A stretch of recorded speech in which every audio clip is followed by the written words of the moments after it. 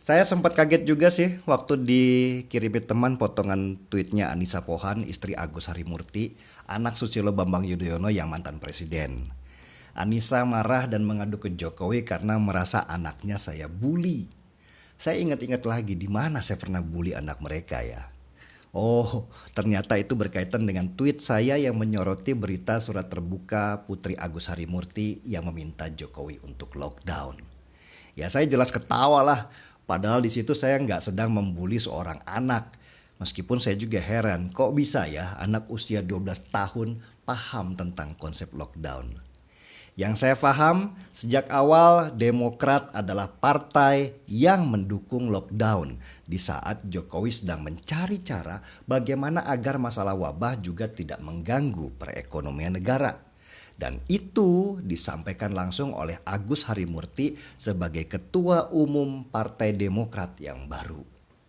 Bahkan sebelumnya SBY yang mantan presiden dan pendiri Partai Demokrat sudah sibuk dengan narasi supaya Indonesia lockdown, mengikuti jejak banyak negara yang sudah melakukan hal yang sama seperti Singapura dan India.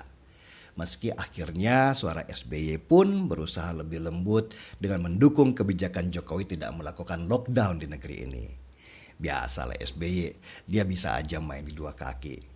Tapi sikap Partai Demokrat masih jelas tetap menyuarakan lockdown. Ingat pada waktu awal heboh virus di Indonesia, Wali Kota Tegal memberlakukan lockdown kota sepihak tanpa berkoordinasi dengan pusat. Dia menutup jalan-jalan di Kota Tegal dengan beton untuk menghalangi kendaraan keluar masuk. Tentu saja ini membuat kerjaan pusat menjadi lebih rumit dalam penanganan wabah karena ada pemerintah daerah yang berjalan sendiri-sendiri. Dan siapa pengusung wali kota Tegal pada waktu pilkada lalu? Partai Demokrat. Wali kota Tegal juga pernah menjadi ketua DPC Partai Demokrat di Brebes. Di Malang juga sempat sama, ada seruan lockdown dari wali kota Malang. Meski akhirnya diralat karena menurut wali kota Malang, lockdown adalah urusan presiden. Dan di partai mana wali kota Malang berada? Demokrat lagi. Begitu juga seruan awal Gubernur Papua yang ketua Demokrat. Awalnya sibuk menyerukan lockdown meski akhirnya belakangan hari diralat.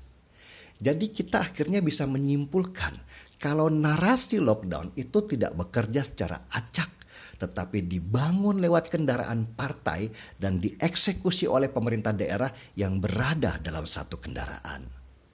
Tapi saya harus maklum sih, karena Demokrat butuh suara. Suara Demokrat terus jatuh berkeping-keping dari masa kejayaannya di tahun 2009 lalu. Dulu Demokrat sempat punya suara nasional 20%. Kemudian tahun 2014 turun jadi 10%. Dan tahun 2019 kemarin mereka cuma dapat 7% suara. Demokrat yang dulu jaya sekarang hanya menempati posisi ke-7 dari 8 partai yang lolos ke Senayan. Sedikit di atas PAN yang hampir gagal, tapi di bawah PKS yang dulu jadi mitra terdekat mereka. Dan untuk menaikkan suara, Demokrat butuh momentum supaya orang bisa melirik kembali kepada mereka.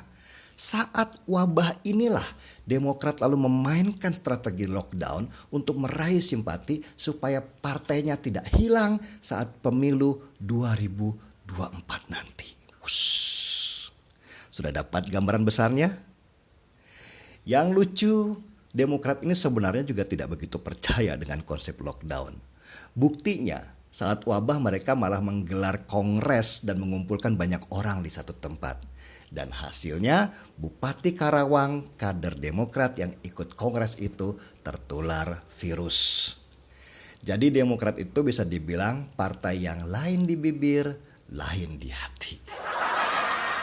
Berdasarkan gambar besar itulah saya membuat tweet yang poinnya Bapak yaitu SBY sudah bilang lockdown, anak yaitu AHY juga sudah teriak lockdown. Karena kurang didengar dan tidak berhasil, maka cucu pun menulis lockdown. Bahkan kalau ada cicit, cicitnya pun mendadak jago bicara lockdown.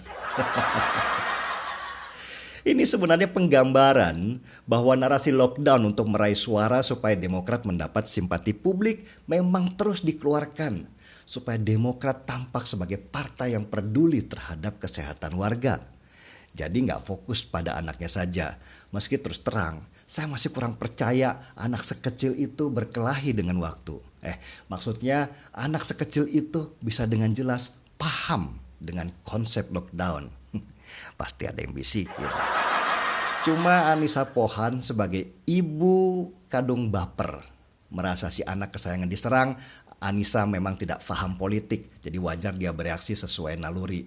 Meski saya juga bingung ngapain dia ngadu ke Jokowi. Anissa Pohan, mending jangan main Twitter deh kalau masih baper. Twitter itu ganas, apalagi keluargamu keluarga politik. Sindiran, ejekan, bulian, biasa di situ.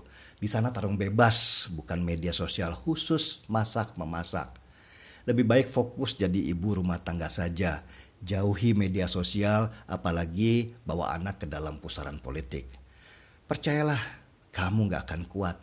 Biar itu urusan keluarga Jokowi saja. Mental keluarga mereka mental baja. Jangankan disindir atau dibully. Mereka dihina PKI saja masih bisa ketawa-ketawa.